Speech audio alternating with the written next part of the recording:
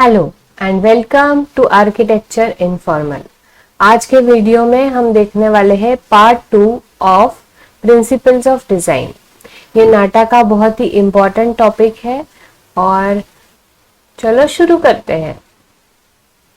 Importance of principles of design. तो good design is impossible without understanding the principles of design. और principle of design जो है वो कहाँ पर यूज किए जाते हैं? To improve the feel and visual appearance of particular piece of design. So इसीलिए कोई भी डिजाइन बनाते हुए हमें इस चीज का ध्यान रखने के लिए, इस चीज को इस्तेमाल करने के लिए उसके बारे में सीखना बहुत जरूरी है। List of principles of design. इसके अंदर पहले 4 हमने पार्ट 1 में कवर किए हैं। कॉन्ट्रास्ट, रिपीटेशन, पैटर्न और रिदम। वो वीडियो भी आप आई बटन पे जाके देख सकते हैं। और इस पार्ट के अंदर हम देखने वाले हैं बैलेंस, एम्फेसिस, स्केल, प्रपोर्शन और हायरार्की। चलो शुरू करते हैं। सबसे पहले है बैलेंस। तो एवरी डिजाइन एलिमेंट और all design elements and principles carry a visual weight. हर डिजाइन को अपना एक विजुअली एक मास, एक वेट होता है। तो some elements are heavy and some elements are light to eyes. Actual में वो होंगे या नहीं ये नहीं पता, पर आईज के लिए वो है। Balance provides stability and structure to a design either through symmetry और tension of elements. The way these elements are laid out on a page should create a feeling of balance. So visual balance is the weight distributed on the page by the placement of elements. So यहाँ पर आप देखेंगे 2 triangles है। Visually तो वो 2 triangles दिख रहे हैं, पर इस वाले इमेज के अंदर एक ट्रायंगल है और इस वाले इमेज के अंदर 3 ट्रायंगल है और एक बीच में व्हाइट स्पेस है। But it is visually looking like a balanced one triangle. ठीक है। Symmetrical balance and asymmetrical balance. So symmetry के अंदर जो है एक एक्सिस होती है, उसके ऊपर से सिमेट्रिकली डिवाइड किया हुआ होता है। तो जो बैलेंस सिमेट्री क्रिएट करता है उसको हम कहेंगे सिमेट्रिकल बैलेंस। और जो बैलेंस एक्सिस नहीं है या सिमेट्री नहीं है फिर भी बैलेंस अपीयर करता है, उस बैलेंस को हम कहेंगे असिमेट्रिकल बैलेंस। सो ये सब विजुअल वेट के ऊपर ही डिपेंड करता है। तीसरा टाइप है radial symmetrical balance. So an artwork with radial balance is arranged around a central component. तो यहाँ पे जो है आप देखेंगे यहाँ पर एक सेंटर लिया हुआ है और उसके अराउंड ये जो लीव्स है ये रेडियली अरेंज हुई है, तो इसीलिए ये रेडियल सिमेट्रिकल बैलेंस हुआ। ये एग्जाम्पल है तीनों बैलेंस के कि किस तरह से आप देख सकते हैं। सिमेट्री के अंदर दोनों ऑब्जेक्ट्स या दोनों डिजाइन्स सेम है। असिमेट्री के अंदर एक ऑब्जेक्ट अलग है, दूसरा ऑब्जेक्ट अलग है, फिर भी वो एक दूसरे को बैलेंस कर रहे हैं, तो इसे कहेंगे असिमेट्रिकल बैलेंस। और रेडियल बैलेंस के अंदर एक सेंटर होगा और उसके अराउंड सर्कुलर फॉर्म के अंदर जो भी चीजें अरेंज की हुई है उससे क्रिएट हो रहा है radial balance. So next principle of design is emphasis. It refers to a focal point in design. Emphasis can also be used to reduce the impact of certain information. So for example, इस वाले image के अंदर जो ये circle है या जो ये सर्कुलर ऑब्जेक्ट है उसका इम्पोर्टेंस सबसे ज्यादा है और ये बाकी का सारा कुछ है जो है उसका इंफॉर्मेशन या उसका इम्पोर्टेंस कम किया हुआ है। तो वो किस तरह से अचीव किया है? यही principle of design emphasis use करके। तो emphasis deals with the parts of design that are meant to stand out. In most cases this means the most important information the design is meant to convey.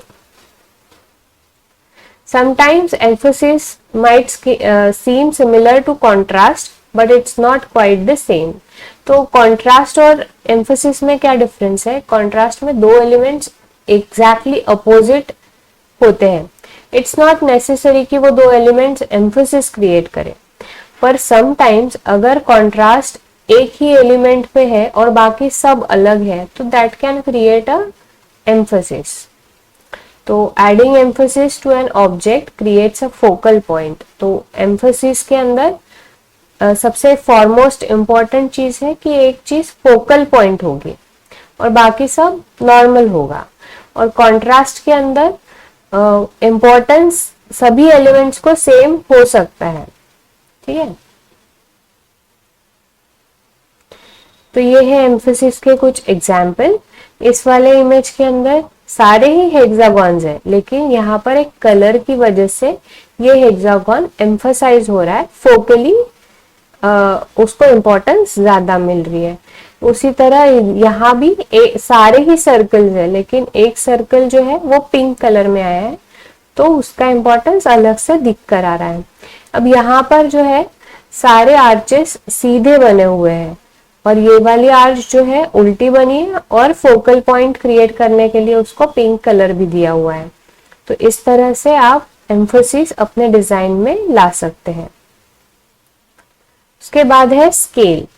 Scale principle of design जो है, it is the sizing of elements और a standard measurement. It can be used in combination with other principles like emphasis to draw the viewer into focal point and helps to make sense of designs or imagery.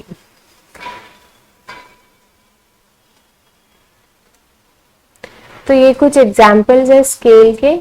यहाँ पर fish का size आप देखेंगे पानी के हिसाब से और इस बोट के हिसाब से, तो आपको समझेगा कि स्केल किस तरह से प्ले किया हुआ है। यहाँ पर भी आप अगर देखेंगे तो शूज का साइज और ह्यूमन स्केल जो है उसके अंदर एक व्यंग बना हुआ है, इट प्लेज विद डिजाइन। ये विट्रुवियन मैन है जो कि ड्राइंग है लियोनार्डो दा विंसी का।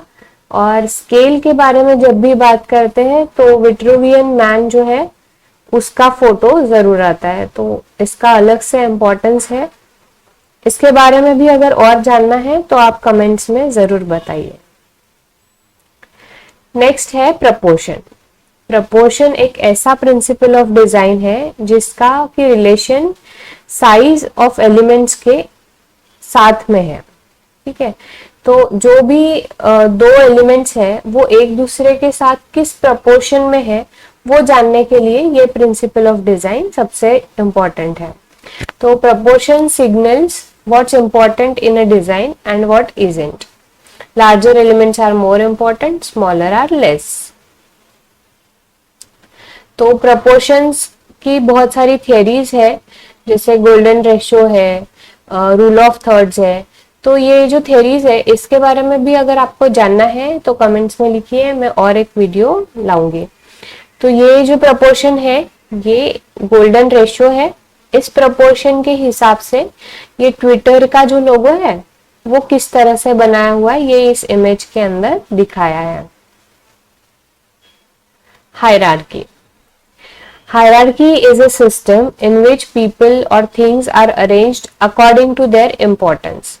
तो डिजाइन के अंदर भी as a principle of design आपको हर चीज का जो इम्पोर्टेंस है, डिजाइन के एवरी एलिमेंट का जो भी इम्पोर्टेंस है उसके हिसाब से उसको अरेंज करते आना चाहिए। तो उसी डिजाइन प्रिंसिपल को हम कहेंगे hierarchy. It refers to the most important elements within a design. In design, hierarchy creates a visual organization to a design and gives the reader an idea of where to begin and finish reading. तो reading के अंदर ये सबसे ज्यादा use किया जाता है। और अगर डिजाइन में भी आपको पता करना है कि व्यूअर का आई किधर है और कहाँ पे उसने सबसे ज्यादा देखना चाहिए और किस चीज को लेस इम्पोर्टेंस देना है, तो वो हायरार्की के हिसाब से अरेंज होता है। तो यहाँ हम एक एग्जाम्पल देखेंगे कि ये जो विजिटिंग कार्ड है ये बिना हायरार्की के बना हुआ है, सारी चीजें एक ही फॉन्ट के अंदर है, यहाँ पर एक इमेज दी हुई है और यहाँ पर उसका इम्पोर्टेंस सेम रखा हुआ है। अगर वही चीज हायरार्की में जाकर यूज करें तो आफ्टर जो है उसके अंदर उसका नाम बोल्ड किया हुआ है और उसको अलग से कलर भी दिया हुआ है, और बाकी जो चीजें हैं वो सब इम्पोर्टेंट मतलब सब कैटेगरी में डाली हुई है। तो इसीलिए जो हायरार्की है, तो यहाँ पर पता नहीं चल रहा है कि किसका विजिटिंग कार्ड है, यहाँ पर हमें पता चल रहा है कि इस पर्सन का विजिटिंग कार्ड है। So this way hierarchy is been used in designs. So this is also an example of no hierarchy and hierarchy।